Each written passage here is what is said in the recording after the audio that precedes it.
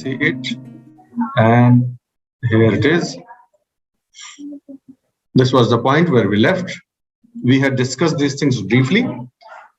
The discussion on this particular topic, which is called inclusive growth, जो समावेशी वृद्धि की जो संकल्पना है, वो इसलिए जरूरी है कि मैं ऐसा समझता हूँ, अपवादों को छोड़ दिया जाए तो मैं ऐसा समझता हूँ कि ऐसा कोई मेंस का पेपर नहीं हो सकता, किसी प्रतियोगी परीक्षा का ऐसा निबंध नहीं हो सकता है जिसमें कि इंक्लूसिव ग्रोथ के कॉन्सेप्ट जो है डायरेक्टली या इनडायरेक्टली एम्प्लॉय ना हो जाए. Okay, that will be there either directly in the form of concrete questions or as some tangential concepts. It will be there. That is a given. That's why you should understand. And what actually happens in such questions is that you start answering them from a sociological point of view only. Okay, you give a sociological general answer. That is what happens. In 80% of the answers that I have seen, they are very general in nature. They do not have the substance, those key phrases and words. That's the problem. That's why these aspects which are written here, they need to be on your fingertips. Be it interview, be it means answer writing, wherever you are, you must count on these particular terms and phrases. So the moment somebody asks you what is inclusive growth, then you say that inclusive growth means growth which includes all aspects, all spheres of the society, all different strata of the society. ये general answer, general definition जैसी हो गई, ठीक है. अब इसको आप specific कैसे करेंगे? क्या बोलेंगे specific? Specific में आप बोलिए कि when not only the concept of generation of income is weighed, but also how the income of a nation is distributed amongst the various strata, then we are talking about inclusive growth. Okay, in Indian perspective, you can say that from 11th 5-year plan onwards, this particular concept has gained momentum, and now everybody is talking. No discussion on economic development, no discussion on human development is devoid of this particular discussion, and that is inclusive growth. Okay, तो जब कोई आपसे पूछे कि ये क्या होता है, तो आप फटाफट बताइए कि education, skills, physical efficiency, employment, equitable growth और एसेट बिल्डिंग एंड एंटरप्रेन्योरशिप. इन जो है 5 स्तंभों पर ये टिका हुआ एक कॉन्सेप्ट है इंक्लूसिव ग्रोथ का. अल्टीमेटली अगर आप देखिए तो आज हम इसको डिटेल में भी देखने वाले हैं, आप जानते हैं. हाँ, तो अगर हम एजुकेशन और स्किल्स में सिर्फ क्वालिटी पर फोकस न करके एक्सेस पर फोकस करें, पहले प्राइमरी टारगेट हमारा एक्सेस रहे कि शिक्षा जो हो वो समाज के सभी वर्गों को, चाहे वो सामाजिक स्तर पर बांटे गए वर्ग हो, जातिगत स्तर पर बांटे गए वर्ग हो, चाहे आर्थिक स्तर पर बांटे गए वर्ग हो, यदि समाज के सभी वर्गों को शिक्षा जो है सुलभ हो जाए, सुलभ होने के बाद उसकी गुणवत्ता में भी सुधार हो जाए. ठीक है. और दूसरा एस्पेक्ट है कि डिजिटल लिटरेसी. आप जानते हैं कि चाहे फाइनेंशियल इंक्लूजन की बात करिए, वित्तीय समावेश करने की बात करिए, चाहे सबका बैंक अकाउंट खुलवा दीजिए, जब तक आप डिजिटल लिटरेसी को अच्छे से नहीं फैलाएंगे तब तक इकोनॉमिक, सोशल, पॉलिटिकल तीनों तरह से जो है वो डेवलपमेंट अपने फाइनल पर्सपेक्टिव को जो है वो अचीव नहीं कर सकता है. ठीक है. डेवलपमेंट जिस पर्सपेक्टिव को पाना चाहिए, डिजिटल लिटरेसी के बिना आप संभव नहीं है. आप सब इस चीज को अच्छे से समझते हैं.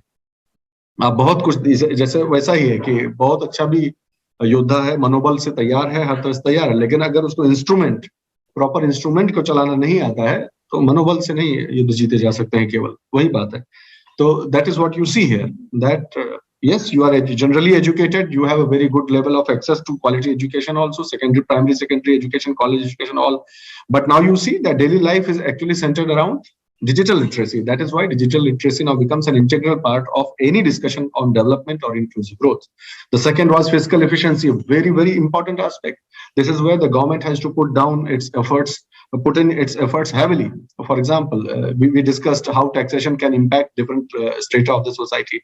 We also discussed how social protection and social security is necessary for particular groups. हमने ये भी देखा कि fiscal transfer, चाहे सब्सिडी कह लीजिए, चाहे जो है वेलफेयर पेमेंट्स जो होते हैं वो कह लीजिए, कल्याणकारी योजनाएं जो डायरेक्ट बेनिफिट ट्रांसफर्स दिए जाते हैं, they are also an important part. क्योंकि होता है, हमने कल बात कर ही ली थी, इन सभी के पीछे, इंक्लूसिव ग्रोथ के पीछे जो फंडामेंटल प्रिंसिपल है वो क्या है? वो प्रिंसिपल ये है दोस्तों कि जो है समान दृष्टि से समान लोगों को दे. Equals should be treated equally, unequals must be treated unequally. I mean positive discrimination, जो कि हमने कॉन्स्टिट्यूशनल पर्सपेक्टिव से भी कल हल्की सी बात की थी कि संविधान में भी पॉजिटिव डिस्क्रिमिनेशन का कंसेप्ट है. So unequals have to be treated unequally, equals only can be treated equally. Okay, so now the next point will be employment. जैसे मैंने आपको बताया था कि मेरे नाना जी कहा करते थे कि रोटी कपड़ा मकान ही नहीं, काम भी। आज से 30 साल पहले की बात है, वो विजनरी थे। तो वो कहा करते थे कि नहीं, काम भी चाहिए। काम सिर्फ जो है सस्टेनेबिलिटी के लिए नहीं चाहिए, लाइफ के लिए, डिग्निटी के लिए भी एम्प्लॉयमेंट चाहिए, ठीक है जो है। और it does not create a healthy society in the long term if you solely rely on direct benefit transfer etcetera. आप सोच कर देखिएगा, फ्री में भी खिलाना, सोसाइटी को फ्री में भी खिलाना is not a good idea.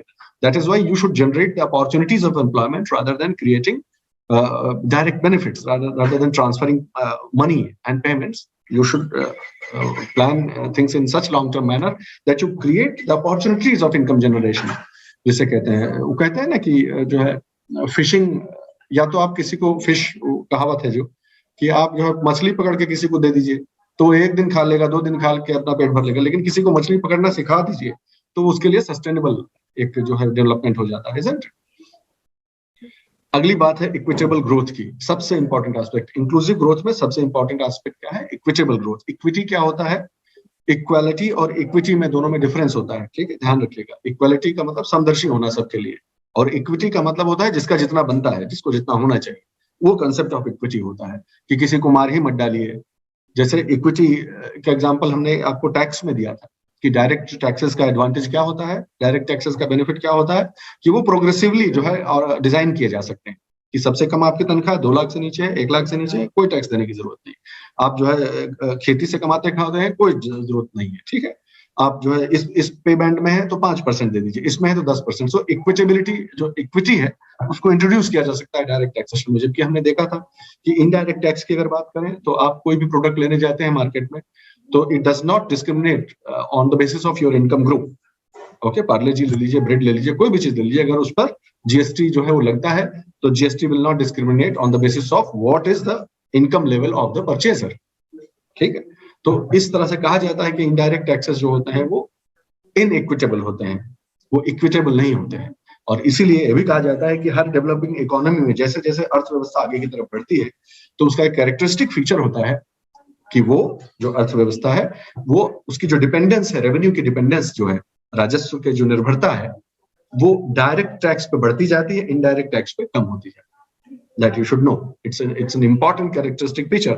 India has also witnessed this transformation. Okay, ये ट्रांसफॉर्मेशन जो 1990 से आगे जैसे जैसे बढ़ता गया, लाइसेंस राज और वो सब खत्म हुआ था ना, तो धीरे धीरे डायरेक्ट टैक्स का इंपॉर्टेंस बहुत बढ़ गया, काफी बढ़ गया। तो आधे के अगर अभी आधा आधा जैसा वो लोग शेयर करते हैं, पिछले कई सालों का एवरेज निकालिएगा तो डायरेक्ट टैक्स पर एडवांटेज, डिपेंडेंस जो है सरकार की बढ़ती जाए, इनडायरेक्ट टैक्स पे कम होती जाए। This is the characteristic feature of a progressive economy. Okay, and why is it so ना, अब आप आंसर जानते हैं, क्योंकि डायरेक्ट टैक्स ही हैं जो इक्विटेबल होते हैं, उनमें इक्विटी होती है और वो कम वाले को कम टैक्स करते हैं, ज्यादा वाले को ज्यादा टैक्स करते हैं। I think you would have understood this point. तो इक्विटेबल ग्रोथ हो गया। इक्विटी का मतलब अब आप समझे, इक्वल टैक्स का एग्जांपल जीएसटी, इक्विटेबल टैक्स का एग्जांपल इनकम टैक्स। इक्वल और इक्विटेबल में भी डिफरेंस अब आप समझ गए। तो इनकम का डिस्ट्रीब्यूशन से संबंधित, इक्वल अपॉर्चुनिटीज सबको मिले, फाइनेंशियल इंक्लूजन हो, एक्सेस टू हेल्थ हो, ये सारे इक्विटेबल ग्रोथ के ये सारे जो है वो कॉन्क्रीट जो है पिलर्स हैं। इनमें आप ये कॉम्प्रोमाइज नहीं कर सकते कि इसको मैं ऐसे लिख दूंगा, इसको मैं वैसे लिख दूंगा। मैं आपको बहुत ही प्रिसाइसली ये पॉइंट बताना चाहता हूं कि अब ये सब कम से कम ध्यान में होना चाहिए। इसका जो अंग्रेजी मीडियम से है वो अंग्रेजी में इसे याद कर लें, और जो हिंदी में है वो हिंदी में। समझ तो सब लिए हैं, लेकिन भैया कहिए चाहे जो यूपीएससी में जो है थोड़ा बहुत मेमोरी का भी गेम है, थोड़ा बहुत ही, ज्यादा नहीं है। अगर आप समझ गए हैं तो और अच्छी बात है, तो आप याद भी रखिए चीजों को, फटफट फटफट फिंगर टिप्स पे बोलने का भी आपको आना चाहिए। ओके, ऑलराइट, ये सब ध्यान रखिएगा। फिर एसेट बिल्डिंग एंड एंटरप्रेन्योरशिप हमने बात की थी आपको कि स्टार्टअप्स का कल्चर आप जानते ही हैं, बहुत ईज ऑफ डूइंग बिजनेस जिसे कहा जाता है, स्टार्टअप्स का जो कल्चर है, ठीक है। एसेट में लोगों की ओनरशिप रहे, लोगों के पास घर हो, ये फलाना विकास, आवास विकास योजना, ऐसे ऐसे कितनी भी चीजें आपने देखी, तो ये अल्टीमेटली बात करता है। तो अब एक नजर में इसे देखिए, आप एक नजर में देखिए इन पूरी पांचों को, अब एक साथ देखिए ये क्या कहा जा रहा है, घूम घुमा के क्या कहा जा रहा है, इंक्लूसिव ग्रोथ क्या हुआ। अगर मैं आपको सरल शब्दों में कहूं, जब आप डेप्थ में समझ गए हैं, अभी और डीप में नहीं गए हैं और अभी जाएंगे, लेकिन मोटा मोटी आप समझ गए हैं, तो एक झटके में क्या कहें कि देखिए भाई, सरकार जो है वो अच्छे से सही तरीके से जो है वो अपनी प्रजा का ध्यान रखे, ठीक है, जनता का ध्यान रखे।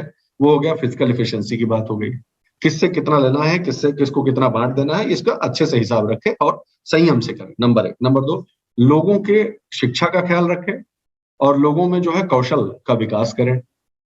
ठीक, लोगों में मतलब सभी लोगों में। अब यहाँ पर इंक्लूसिव शब्द का मतलब यही है कि सभी को इंक्लूड किया जाए उस प्रोसेस में। तीसरी चीज, लोगों के लिए रोजगार की जो के अवसर हैं वो क्रिएट किए जाए और इक्विटेबल तरीके से किया जाए। चौथी चीज, वृद्धि जो है वो सुनिश्चित की जाए कि सभी तक पहुंचे। यहाँ स्वास्थ्य भी आ गया, देखिए, तो शिक्षा हो गया, स्वास्थ्य हो गया, कौशल हो गया, रोजगार हो गया, सरकार का जो वेलफेयर साइड है वो हो गया, और आदमी को नेशनल जो वेल्थ है, नेशनल वेल्थ जो है, नेशन की जो ओवरऑल वेल्थ है, लोगों के पास घर है, लोगों के पास जमीन है, एसेट है, एंटरप्रेन्योरशिप कर सकते हैं वो, इन सब में भी बराबर की हिस्सेदारी हो। And that's it. अब आप समझ गए, हो गया इंक्लूसिव ग्रोथ, यही है। तो हमने तार तार करके भी समझ लिया और हमने एक लाइन में भी इस कहानी को समझ लिया, इजंट इट? अब यूपीएससी का क्या है कि वो किसी एक एस्पेक्ट पे भी 250 वर्ड्स का क्वेश्चन पूछ सकता है, इजंट इट? आप पूरे में भी 250 का आ सकता है, और इनमें से हर एक एस्पेक्ट पे भी, किसी भी एक एस्पेक्ट पर भी 250 वर्ड्स का क्वेश्चन पूछ सकता है। तो इसीलिए थोड़ा सा एलेबोरेट करना आपके लिए जरूरी है। नंबर 1, जो एजुकेशन और स्किल्स की बात की जा रही है, so what do we mean by that education? अब देखिए, इंक्लूसिव ग्रोथ कितना ब्रॉड कॉन्सेप्ट है, you will come to know by this particular slide. If you see what do we mean by inclusive education and inclusive skill development? See, improve nutrition, early childhood education and quality of basic education. Fine, देखते जाइएगा आप इस बात को अच्छे से समझ सकते हैं। I think there's nothing much to explain. You all understand that the main problem is that early childhood education, even if by various programs the government is trying to provide early quality education to the children, but as soon as they graduate into higher classes, the rate of school dropouts is very high. I think आपको पहले से मालूम होगा कि आप जानते होंगे इस चीज को कि जो ड्रॉप आउट रेट है बहुत ज्यादा है, तो हमारे लिए बहुत बड़ी चुनौती बनकर सामने खड़ा हुआ। ठीक है, ड्रॉप आउट रेट हमारे हाई है, बेसिक एजुकेशन की जो क्वालिटी है वो भी क्वेश्चनेबल है, इसीलिए the first step is to reduce school drop outs. ठीक है, आप जानते हैं कि कैसे कैसे इस न्यूट्रिशन वाले कॉन्सेप्ट को, रुको थोड़ा पेन चेंज कर देता हूँ, एक मिनट। अब आप देखिए कैसे सरकार काम करती है, how does the government actually work. ये न्यूट्रिशन वाले कॉन्सेप्ट को और स्कूल ड्रॉप आउट रेट्स को, इन दोनों को, स्कूलिंग को और दोनों को कैसे जोड़ दिया गया है। आप मिड डे मील स्कीम आपने सुनी होगी, इजंट इट? हाँ, आपने बोल ही दिया, बहुत बढ़िया, शाबाश। अब बस दैट्स व्हाट आई वांट कि आप लोग हाँ थोड़ा एक्टिवली इस चीज को समझते जाइए, बस that is what I wanted. तो मिड डे मील स्कीम हो गई, इस तरह की जो स्कीम्स हैं वो क्या करती हैं, मल्टी डायमेंशनल होती हैं वो। ठीक है, मल्टी डायमेंशनल का अर्थ ये है कि दरअसल आपको अपेरेंटली ऐसा दिखेगा कि इस पर्टिकुलर चीज पे फोकस हो रहा है, लेकिन उसके बहाने बहुत सारी चीजें जो है वो सरकार कवर करने का प्रयास करती है। तो ये जो न्यूट्रिशन का भी काम हो गया, और साथ साथ जो है उसके लालच में बच्चे भी जो है, ये सच्चाई है, गरीब जगहों के बच्चे जो कुछ और नहीं तो खाने के लालच में पढ़ाई करने आ गए, लेकिन जिस स्टेज से आगे मिड डे मील समाप्त हो जाता है, वहां स्कूल का ड्रॉप आउट शुरू हो जाता है, उसके लिए दूसरा चैलेंज है, वो दूसरी चुनौती। ये देखिए, और उसके लिए क्या गया कि स्कूल का एक्सेस जो सेकेंडरी और कॉलेज लेवल पे है वो बढ़ाया जाए। कैसे बढ़ाओगे भाई, जरा सोचिए भाई, आप समझ रहे हैं? तो पहले तो आपको you will have to find out why there is a drop out of this particular, I mean maturity scale, why is it happening like this. तो आप जब पूरे सोशल स्ट्रक्चर को, सोशल स्ट्रेटा को समझेंगे इंडिया के, तब आप समझ पाएंगे, सोशल इकोनॉमी को साथ में मिला के समझेंगे, तब आपको समझ में आएगा कि ये बच्चे जो स्कूल ड्रॉप आउट करते हैं ज्यादातर इसलिए, नंबर 1 या तो उन्हें एजुकेशन में कॉन्फिडेंस नहीं है, एजुकेशन एज अ सिस्टम में कॉन्फिडेंस नहीं है। Number 2, they are in such economic condition, their families are in such financial condition that they want to deploy their kids as early as possible for earning। या तो उनके घर में कोई कमाने वाला नहीं है, तो वो जो है कमाई के लिए जो है उनको लगा दिया जा रहा है। ठीक है, या फिर मान लीजिए और सोशल रीजंस हो सकते हैं कि बच्ची है, बच्ची को इसके आगे नहीं पढ़ाना है, इसकी शादी करा देनी, things like that. You understand my word? So it's absolutely it's a multi-dimensional thing again. School dropout is a multi-dimensional concept, and unless you understand all the facets of this particular problem, you cannot devise a good solution. तो इस प्रकार इसको भी multi dimensional तरीके से देखा जाना है। Improve the quality of education, ये तो बाद में आता है भाई, पहले आप ये सारी चीजें सही कर लीजिए और क्वालिटी ऑफ एजुकेशन भी बढ़ाते जाइए, ताकि ताकि क्वालिटी बहुत अपने आप में कॉम्प्रिहेंसिव टर्म है। देखिए, अगर आप किसी बच्चे को स्कूल ड्रॉप आउट से नहीं रोक पा रहे हैं, तो क्यों नहीं रोक पा रहे हैं?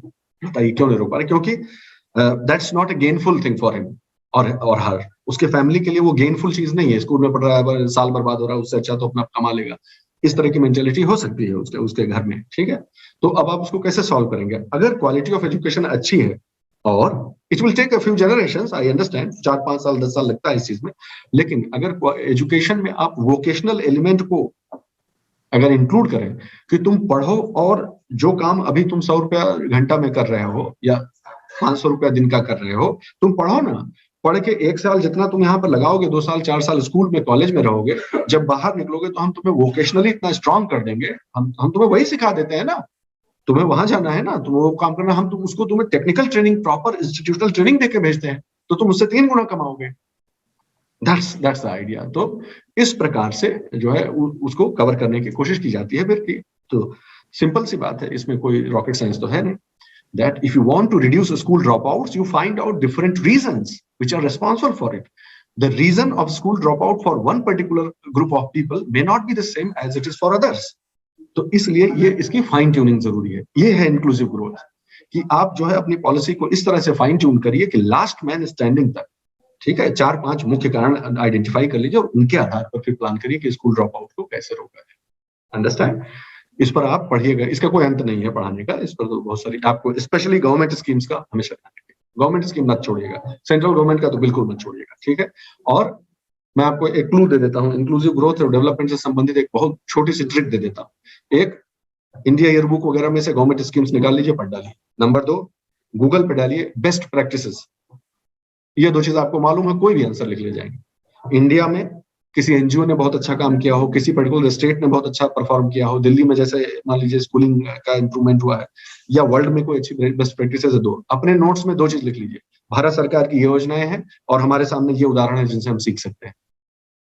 बहुत सारे हैं। हम लोगों का खुद का जो एनजीओ है, जो हम चलाते हैं उपाय करके, वो यही करता है। स्कूल ड्रॉप आउट होता है तो you can not come to school, okay we will come to you. हम स्कूल को उनके पास ले जाते हैं, फुटपाथ पे। उनके जो है घर वाले माँ बाप हम लोगों को जो है वो जूता मारने से सब दौड़ते हैं कि भगाओ इनको, ये बर्बाद कर रहे हैं हमारे लड़कों को, but we do it. So you have to encompass everything, ठीक है। एनजीओज क्या कर रहे हैं, स्टेट गवर्नमेंट क्या कर रही है, भारत सरकार क्या कर रही है इस विषय में, और कुछ ऐसे उदाहरण जो हम सीख सकते हैं। गुड अंकित, गुड, वेरी गुड। जरूर शेयर कीजिएगा अपनी एक्सपीरियंस हो। तो इस प्रकार से डिजिटल स्किल्स हो गया, ठीक है। Country wide work place vocational education बहुत इंपॉर्टेंट है, जो हम अभी बात कर रहे थे, कि आप ऐसा सिस्टम कर दीजिए कंट्री वाइड कि work place vocational education system हो। यानी एग्जांपल मैं आपको बता देता हूं, that a person who had dropped out of the school is working somewhere, suppose मान लीजिए एक ऑर्गेनाइज या अनऑर्गेनाइज सेक्टर में वो काम कर रहा है, तो कुछ ऐसा मिड करियर ट्रेनिंग या पार्ट टाइम स्कूलिंग का ऐसा कुछ सिस्टम कर दीजिए कि वो जहां काम कर रहा है, बिना अपना रोजगार छोड़े हुए भी अपनी पढ़ाई को थोड़ा करके जारी रख सके। उसमें वोकेशनल ट्रेनिंग भी हो सकती है कि आप जो कर रहे हैं उसी में आपको बेहतर बना देते हैं। आप एजुकेशन का मतलब सिर्फ एकेडमिक एजुकेशन थोड़ा होता है कि एबीसीडी का पढ़ लोगे तो अगले जन्म में जो है वो मुक्ति मिल जाएगी, ऐसे थोड़ा होता है। Education means overall empowerment. Education, what is the purpose of education? It is for empowerment. आप एम्पावर्ड हुई है ताकि दूसरों को एम्पावर्ड कर सकिए। तो वो जरूरी नहीं है कि ये जो सिलेबस वाला, करिकुलम वाला जो एजुकेशन है उसी की बात होगी। एजुकेशन किसी भी तरह का हो सकता है। तो आप काम कर रहे हैं, आप 50 लोग मान लीजिए हीरा है। सूरत में क्या है, सूरत में मैंने काम किया, मैंने देखा कि जो डायमंड फैक्ट्रीज जो होती हैं वहां पर पॉलिशिंग के लिए तमाम मजदूर जो है वो हजारों की संख्या में लगे हुए, टेक्सटाइल में हजारों की संख्या लगे। आप वहां काम कर रहे हैं, ठीक है। हम उसी के साथ एक ऐसा ब्रिज कोर्स बना देते हैं जिसमें आप बिना अपना रोजगार जो है नष्ट किए हुए, त्यागे हुए, स्पेशली यंग एज के जो बच्चे हैं उनके लिए ऐसा हो सकता है, कर सके कोई प्रोग्राम। ओके, मैं कॉन्सेप्ट आपको खाली ब्रॉडली समझा देता हूँ, बाकी आप खुद पढ़ेंगे। डिजिटल स्किल्स, इसमें तो कहने की कोई बात ही नहीं है कि सिर्फ डिजिटल लिटरेसी, तो सबसे पहला पॉइंट यही लिख डालिएगा हमेशा कि डिजिटल लिटरेसी बहुत इंपॉर्टेंट है, ठीक है। लोकल एंटरप्रेन्योर्स बहुत इंपॉर्टेंट चीज है। लोकल एंटरप्रेन्योर्स के लिए क्यों कहा जा रहा है ये चीज, देखिए ध्यान से समझिए। मेरा गाँव है जिला श्रावस्ती में, ग्राम मोहम्मदापुर, पोस्ट गिलौला, ठीक है। अब वहां पर क्या है कि मैं यहाँ से बहुत जो है वो पैराशूट ड्रॉपिंग नहीं हो सकती है। There are so many things which can not be parachute dropped. Okay, मैं इसका एग्जांपल आपको बताता हूँ। जब सेकंड 5 ईयर प्लान से लेके आगे जब हम पब्लिक सेक्टर अंडरटेकिंग्स को एक्सपेंड करने में गए, तो क्या होता था, उड़ीसा जैसे, एक case in point is Orissa. Orissa में जो है आपने जो है कोई मान लीजिए कोल का या कोई पब्लिक सेक्टर लगा दिया, अब उसकी जो नीड्स है वो वहां पर जो लोग हैं वो उस एम्प्लॉयमेंट स्किल को मैच ही नहीं कर रहे हैं। तो जो हमारा प्रिजम्पशन था कि अगर हम पब्लिक सेक्टर यूनिट्स को क्यों रीजनली क्यों जो एक्सपेंड किया गया, क्योंकि ये जहां रहेंगे वहां ट्रिकल डाउन इफेक्ट से जो है वो इकोनॉमिक डेवलपमेंट लेके आएंगे कि भाई यहाँ पब्लिक सेक्टर इतना बड़ा जो है, जैसे जमशेदपुर में आप देख ही रहे हैं टाटा और इस तरह, तो वहां पर सब जगह ये हो जरूरी नहीं, क्यों? तो देखिए क्या हुआ, पब्लिक सेक्टर अंडरटेकिंग लगाई आपने, जिस प्रकार की पब्लिक सेक्टर अंडरटेकिंग है वहां की लोकल पॉपुलेशन जो है उस स्किल लेवल के लिए रेडी नहीं, तो फिर आप क्या करेंगे? अब लगा तो वहां दिए हैं आप, what would you require to do it, to operate it? You will have to parachute drop your own people, तो फिर आपको वेल ट्रेन्ड पीपल वहां से लगाने पड़ेंगे, तो वो वहीं का वहीं रह गया। जो हम सोचे थे कि सबका सराउंडिंग का डेवलपमेंट हो जाएगा, नहीं होगा। सो आपको लोकल जो एंटरप्रेन्योर्स हैं उनको रोप इन करिए। जैसे एग्जांपल की बात बताता हूं कि मुझे अपने गांव में किसी व्यक्ति को सिखाना है कि आपको कंप्यूटर में या पेटीएम से पैसा ट्रांसफर करना सिखाना है, ये करना है, तो आप वहीं के व्यक्ति को एक को बुला लीजिए, वहीं के किसी एक व्यक्ति को आप रोप इन कर लीजिए, ठीक है, फाइन, और फिर उसे ट्रेन कर दीजिए, वो वहां जाके बाकियों को ट्रेन कर दे। ठीक है, बात समझ रहे हैं? चैट बॉक्स में लिखिएगा। कुछ कनेक्शन अजीब सा ये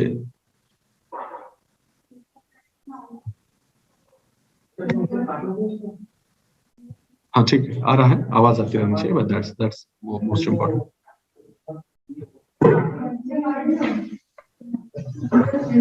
ओके फाइन, जाने दीजिए, इधर उधर का कुछ हो रहा है। ये बात समझ गए आप? एक मिनट वापस आते हैं उस पर, अपने रखना हुआ है, जस्ट होल्ड ऑन। 10 मिनट्स वाली लिमिट हो गया, ठीक है, स्क्रीन सबको दिख रहा होगा ये प्रिज्यूम। तो इस तरह से लोकल जो वहाँ के लोग हैं उनको डिजिटल लिटरेसी के लिए अगर आप इस्तेमाल करें तो बहुत तेजी से और बहुत अच्छे से इस चीज को प्रोपेगेट कर सकते हैं। ठीक है, आप पैराशूट ड्रॉप नहीं कर सकते हर चीज। फिर target the low skilled in life long learning by integration into formal education. तो जो लो स्किल्ड पॉपुलेशन है हमारी, उसको लाइफ लॉन्ग जो है आप उसके स्किल सेट को इंस्टॉलमेंट्स में धीरे धीरे जैसे जैसे वो माइलस्टोन को आगे आगे बढ़े, पहले थोड़ा सा सिखा दिया, उसका इंटरेस्ट आया, थोड़ा सा और सिखा दिया, तो लाइफ लॉन्ग लर्निंग जो लो स्किल वाले हैं उनको हाई स्किल तरफ ले जाइए। और अगर वो इंस्टीट्यूशनल एजुकेशन का हिस्सा नहीं भी बन पाते हो तो इन्हें आपस में इंटीग्रेट करवा दीजिए कि आपकी 6 महीने पे एक बार ट्रेनिंग होगी, साल में एक बार ट्रेनिंग होगी, लाइक दैट। ठीक है, और इंसेंटिव जो है एक्सपेंडिचर, ऑब्वियसली इन सब के लिए सबसे ज्यादा जरूरी एस्पेक्ट क्या हो जाएगा कि आप जो है सरकार का एजुकेशन पर जो जीडीपी का कितना परसेंट आखिर जो है वो स्पेंड होता है। ठीक है, अभी आपका होमवर्क मैं दे रहा हूं कि भारत सरकार का पिछले 5 सालों में या पिछले 10 सालों में जीडीपी के परसेंटेज के तौर पे एजुकेशन सेक्टर पर क्या स्पेंडिंग रही है, हेल्थ सेक्टर पे क्या स्पेंडिंग रही है। आपको मैं कभी भी ये प्रमोट नहीं करता हूं कि आप डेटा का जो है वो इकाई दहाई सैकड़ा हजार लाख 10 लाख ये रटने लगे, नहीं, but you should have a fair idea कि हमारे जीडीपी का इतना परसेंट एजुकेशन पे, इतना परसेंट हेल्थ सेक्टर पे जो है वो स्पेंड होता है गवर्नमेंट पर। और अगर और एक स्टेप आगे मैं आपको ले जाना चाहता हूं कि आप देखिए कि प्राइमरी एजुकेशन पर, सेकेंडरी एजुकेशन पर, यूनिवर्सिटी एजुकेशन पर कितने परसेंट खर्चा हो रहा है। न्यू एजुकेशन पॉलिसी जो आई है वो कैसे इस इंक्लूसिव ग्रोथ के जो टारगेट्स हैं इनको न्यू एजुकेशन पॉलिसी कैसे मीट करती है, ये क्वेश्चन बन सकता है सीधा सीधा कि जो न्यू एजुकेशन पॉलिसी है that is a step in the right direction so far as inclusive growth is concern. अब इस प्रकार का अगर प्रश्न आ जाता है तो फिर आपको तैयार रहना है कि हाँ, सीधा सीधा तो पूछेगा नहीं, तो हम भी आप समझते हैं, isn't it? तो उसके लिए रेडी रहें आप। जल्दी से बताना, दूसरा है फिजिकल एफिशिएंसी। ज्यादातर चीजें इसको तो आप समझते हैं, इसमें कोई बहुत कठिन बात नहीं है, लेकिन सोचिए कैसे कैसे किया जा सकता है। देखिए आप कह रहे हैं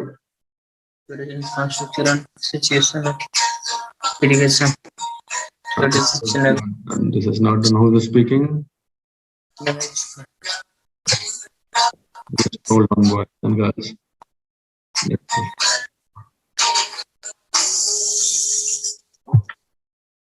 कौन है भाई जो इंक्लूसिव ग्रोथ में म्यूजिक लगा के सुन रहा है, पता नहीं चल रहा, बताओ बे तो कोई किसका है, एक जने बोलो तो। सर अतुल कुमार करके थे। अरे भाई कोई, चलो कोई नहीं, आज जाने देते हैं, आगे से जो है बैन वैन कर देना पड़ेगा ये तो। है ठीक है, कभी कभी गड़बड़ होती है, लेकिन आप इनको सावधानी रखनी चाहिए, ऐसे चलती क्लास में ठीक नहीं है। म्यूजिक लगा के कैसे पढ़ रहा है हम तो समझ नहीं पाए। चलो कोई बात नहीं सर अचानक, सर सॉरी सर, अरे कोई बात नहीं, चलो ज्यादा लोड ना लो, अभी जो ग्रोथ की बात हो रही है, तुम फर्जी डिसअपॉइंटमेंट की बात नहीं, मस्त रहो, आगे ध्यान रखो और का, ठीक है। चलो तो फिजिकल एफिशिएंसी की बात करते हैं। फिजिकल एफिशिएंसी का जल्दी से आपको ओवरव्यू में बता देता हूँ। Invest more in rural and crop storage infrastructure. देखो कितनी अच्छी चीज कही है। अब इसको एक लाइन समझ सकते हैं आप चाहें तो, कि एक लाइन लिखी हुई है, लेकिन अगर इसके पीछे की फिलॉसफी को, इसके पीछे के जो पोटेंशियल और पॉसिबिलिटीज हैं उनको जरा सोचिए। आज की तारीख में अगर किसान जो है मान लीजिए अच्छे हाई वैल्यू क्रॉप्स की तरफ जाता है, यानी फल और सब्जियां उगाने की कोशिश करता है, मान लीजिए अन्न भी उसमें शामिल है लेकिन फल और सब्जी विशेष रूप से, उसके ऊपर क्या प्रेशर है, वो क्यों मजबूर है, जो मिडिल मैन है और आड़तिये हैं, इनको बेच देने को क्यों मजबूर है? क्योंकि आप जानते हैं कि पेरिशेबल आइटम्स हैं, isn't it? वो पेरिशेबल आइटम्स हैं। तो आप लोकल लेवल पे जाके रूरल इंफ्रास्ट्रक्चर में आप इन्वेस्ट कर दीजिए। रूरल इंफ्रास्ट्रक्चर में सब कुछ आ गया, इलेक्ट्रिसिटी आ गया, उनके जीवन से संबंधित, प्लस क्रॉप स्टोरेज इंफ्रास्ट्रक्चर में इन्वेस्ट कर दीजिए, उनके लिए वेयर हाउसिंग फैसिलिटीज क्रिएट कर दीजिए। तो फिर जो किसान है जो कि कम दाम पर बेचने को मजबूर है, because the items are perishable और he can not find a market, as the case may be, there may be so many reasons for that. तो उससे उसको निजात मिल सकती है। सिंपल सिंपल सा एक तो रूरल इंफ्रास्ट्रक्चर है, crop storage infrastructure, warehousing है, इरिगेशन की नई नई जो टेक्नोलॉजीज है, सस्टेनेबल इरिगेशन लिखा हुआ है। आपको जानकर ताज्जुब होगा, हमेशा से हम लोग पढ़ते आए हैं, हमारे मन में पता नहीं कहां से इंप्रेशन आ गया है कि जो है सिंचाई की सुविधा भारत में नहीं है। आपको जानकर ताज्जुब होगा कि भारत जो है one of the highest irrigated areas में से है। जो as a percentage of the geographical area, India is one of the highest in the world, if I am remembering correctly. तो ये स्थिति तो ऐसा नहीं है। जो कमांड एरिया डेवलपमेंट सुना होगा आपने, कमांड एरिया डेवलपमेंट और इरिगेशन के जो सिंचाई विभाग के कितने प्रोजेक्ट्स दिखते हैं आपको, तो ध्यान रखिएगा इस चीज को। वो इशू मेन नहीं है, मेन है सस्टेनेबल इरिगेशन। तो सस्टेनेबल टेक्नोलॉजी जो इरिगेशन है, जो इजराइल से जैसे हमने सीखा, ड्रिप इरिगेशन हमने सीखा कि नहीं सीखा, तो इस तरह के जो सस्टेनेबल इरिगेशन प्रोजेक्ट्स हैं उन पर आप इन्वेस्टमेंट कीजिए। तो वो अल्टीमेटली जो है धीरे धीरे वो चीज जो है सस्टेनेबल भी हो जाएगी। फिजिकल एफिशिएंसी क्यों लिखा, ये किस हेडिंग में हम पढ़ रहे हैं? फिजिकल एफिशिएंसी में। क्यों? क्योंकि हम चाहते हैं सरकार का पैसा ऐसी जगह पर लगे जो आगे के लिए भी जो है वो फ्रूटफुल हो, कंजम्पशन होकर नहीं रह जाए, जो सस्टेनेबल हो, और आज किया गया इन्वेस्टमेंट अगले 20 साल में जो है वो रिटर्न बनकर सामने आए। That's the purpose. अगली बात है कि create sustainable and inclusive urbanisation. अंधाधुंध शहरीकरण हो रहा है, ठीक है, जो है चाहे अर्बन प्लानिंग कह लीजिए, ड्रेनेज सिस्टम कह लीजिए, आप इस पर भी सवाल आ चुका है। आप जानते हो कि जो शहर है, बंबई जैसे, चेन्नई जैसे शहर है, इनमें जो फ्लडिंग हो रही है वो किन कमियों की वजह से हो रही है? क्यों इतना फ्लड हो जाते हैं? क्या दिक्कत है? ऐसे बाढ़ अचानक से क्यों आ जाती है? मानसून वगैरह वो सब ठीक है, ज्योग्राफिकल रीजन ठीक है, मैन मेड रीजन उसके क्या है?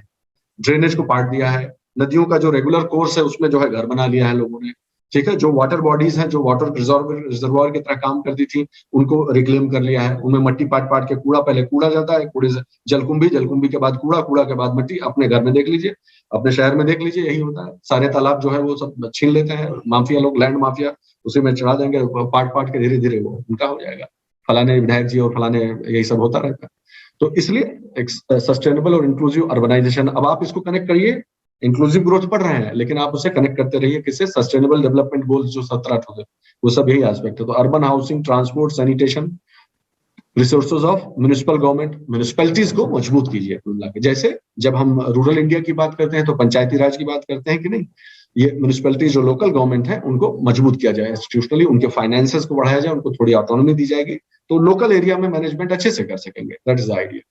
फिर introduce regional infra projects and regional jobs and investment package, ठीक है। ये तो होता रहता है, आप जानते होंगे, बैकवर्ड एरिया के लिए ये पैकेज आया है, फलाने एरिया के ये पैकेज आया है, इस तरह से होता रहता है, ठीक है। वहां जॉब अपॉर्चुनिटीज क्रिएट करिए, इन्वेस्टमेंट पैकेज की, आप भाई हमारे इस एरिया में इन्वेस्ट करेंगे तो आपको ये टैक्स बेनिफिट्स मिलेंगे, या ये आपको इंसेंटिव्स मिलेंगे। Economic transparency to build investor confidence, ठीक है। इकोनॉमिक ट्रांसपेरेंसी होनी चाहिए आप में कि भाई मैंने ये पैसा लगाया, मेरी ये स्कीम है, मुझे बिना किसी हैसल के, बिना परेशानी के, अगर मैं बिजनेसमैन हूं, ईज ऑफ डूइंग बिजनेस इसे कहते हैं, एक लाइन में सुन लीजिए, ईज ऑफ डूइंग बिजनेस यही है, ठीक है। Develop robust, physically sustainable and coherent social protection system भी आपका होना चाहिए, तो हम बात कर ही चुके हैं। आप पैसा वहीं खर्च करिए ना जो कंज्यूम ना हो जाए, ऐसा सोशल इंस्टीट्यूशंस क्रिएट करिए। जैसे आप जानते हो अफ्रीका की तमाम ऐसी कंट्रीज हैं जो कि आपको नाम लूंगा तो आपको लगेगा कि अरे बाप रे बाप, इसका तो हालत बहुत खराब हो गई, तो बहुत गरीब देश में आता है, लेकिन वहां पर पूरा का पूरा हेल्थ सेक्टर जो है फ्री है, किसी भी व्यक्ति को चिकित्सा के लिए पैसा खर्च करने की जरूरत नहीं। घाना, क्यूबा, इस टाइप का, घाना वाना टाइप, जो भी नाम नहीं याद आता, लेकिन आप पढ़िएगा, अफ्रीकन कंट्रीज में कुछ ऐसी भी हैं जिनमें एजुकेशन हेल्थ सिस्टम जो है पूरा फ्री है, पब्लिक संभालती है, पब्लिक मतलब गवर्नमेंट उसको संभालती है पूरी तरह से, ठीक है। अभी एक सेशन और करते हैं, मैं आपको थोड़ी सी आपको मेहनत पड़ेगी इसमें, आज का सर्कमस्टेंसेस कुछ ऐसे ही थे। पहले मैं इसकी रिकॉर्डिंग रोक देता हूँ।